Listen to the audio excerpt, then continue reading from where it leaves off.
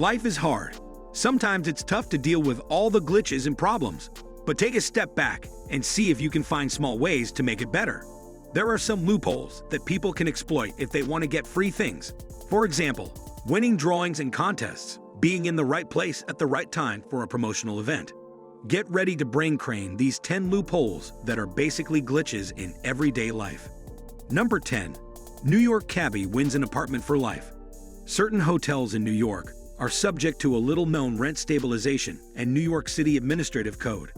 This law states that SRO occupants, ones where tenants typically share bathrooms or kitchens, who ask for a 6-month lease or more in writing will be made permanent residents of the property and only have to pay a paltry $26 a month in rent. Once they pay this figure, they can't be evicted. Mr. Uetara rented a room in the Chelsea Highland Hotel in August 2015 for one night, and then requested a 6-month lease. The hotel was registered as an SRO and was subject to the relevant law. The landlord was now required to give him a lease for life. The hotel's owner didn't take things lying down and locked Uetara out of the apartment. Uetara then took things to court, and the court ruled in his favor, arguing that the landlord should have known about the law, given that another cab driver had done the exact same thing in that very hotel the previous summer. Number 9. A Canadian town created its own currency. Some people think that creating a regional currency will help the local economy by ensuring people will shop locally. This was presumably the idea behind the demi, which is a currency accepted in the Gaspé region of Quebec since at least 2015, of course. Creating a new currency from scratch takes a lot of planning. You have to decide who is going to appear on the new notes, who's going to print it and set up laws, which define and control the use of the currency. However, enterprising people of Gaspé decided to simplify things. They just used their regular currency, the Canadian dollar, and tore it in two, thus creating the demi. The newly ripped notes are worth exactly half of what they previously were, so a torn 20 becomes 2 10s. Remarkably, this practice is entirely legal, though the Bank of Canada does think the practice is inappropriate. Number 8. The man who made every day his birthday to get free coffee. The world of coffee making is a competitive one, which is why chains offer loyalty schemes to try and keep their customers coming back. This was probably the thinking behind Starbucks' decision to offer patrons a free coffee on their birthday, which was nice until one customer took things a little too far.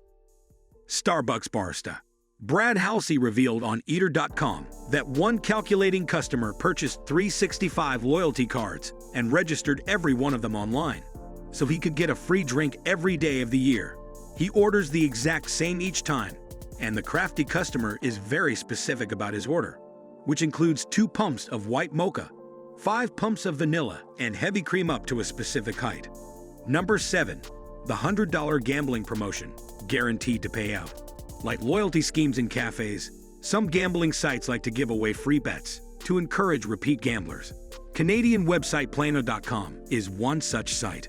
Their 2010 promotion offered customers a $100 free betting token if you deposited $100 of your own money before October the 5th of that year. The catch was you actually had to spend that $100 before you got your token. So, unless you were a brilliant gambler, you are likely to lose about $100 before you get your free voucher, unless you are playing a game called Baccarat. That is, the game works like this. Either your cards add up to the highest or the dealers do. A number of customers noticed that if you placed a $50 bet on yourself and put the other $50 in your account on the banker, you were guaranteed to win your money back. Repeat those steps again, and you're up $100. And now you are also eligible to qualify for the $100 bonus voucher. Once you subtract the $2.50 processing fee, you walk away with $197.50.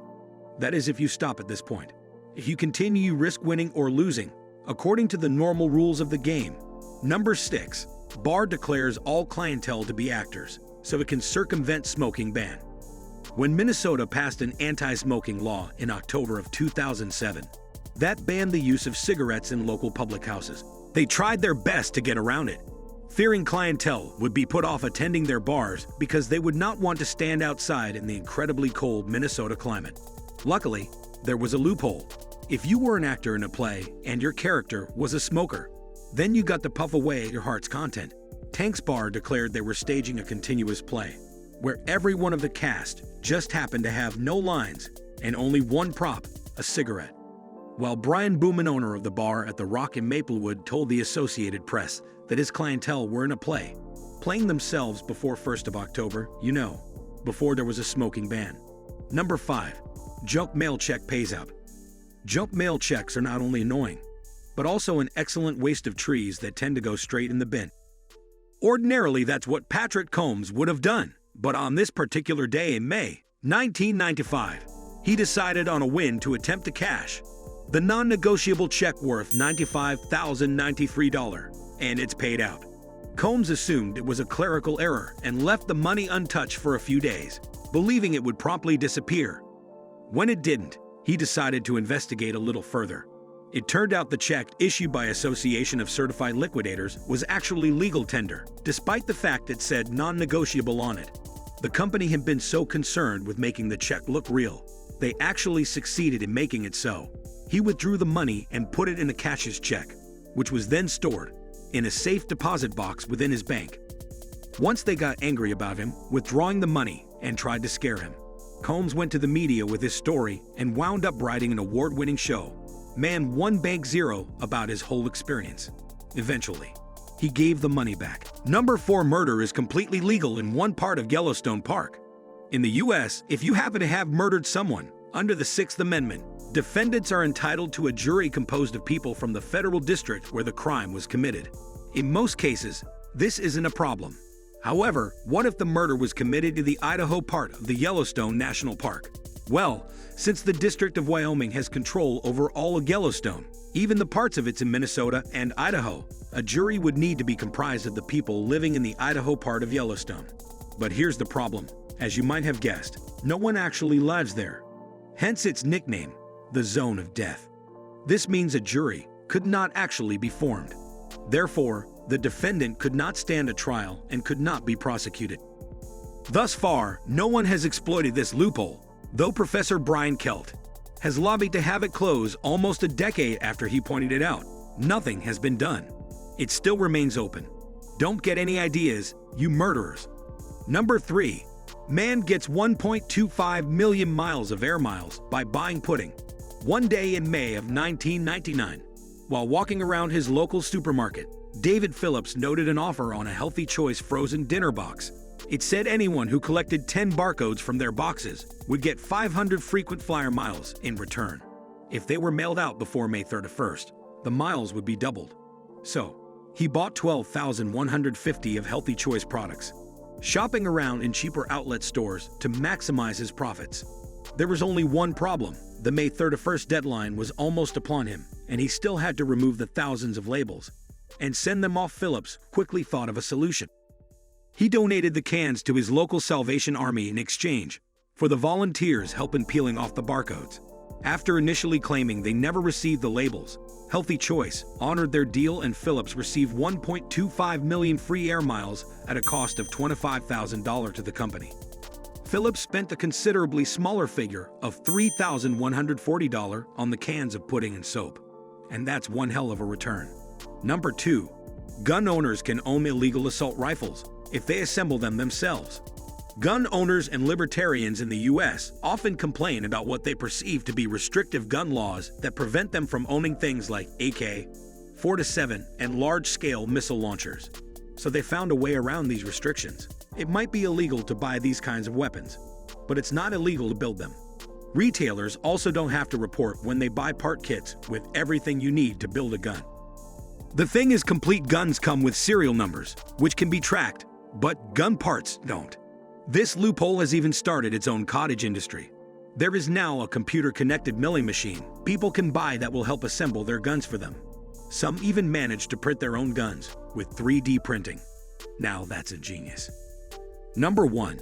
In England, you can own perfectly working guns if they're antiques. Unlike our gun-loving friends across the Atlantic, U.S. Brits frown at gun ownership. In fact, here in the UK, ownership of firearms is completely illegal, with one exception: if the guns are antiques. The idea was that this exemption would help collectors, and it probably has, but it has been used by criminals who have noticed that some of these antiques are still perfectly usable. In recent years, Scotland Yard has reported a number of murders and shootings that have been carried out using old handguns, rifles, and submachine guns. Part of the problem is that what constitutes an antique is in the 1968 Firearms Act, which is vague and its interpretation is often left up to local police officials. There has been a movement to make this loophole disappear, but as of yet, it hasn't been closed. Are there any other real-life loopholes you could think of? Maybe they deserved a spot in this video.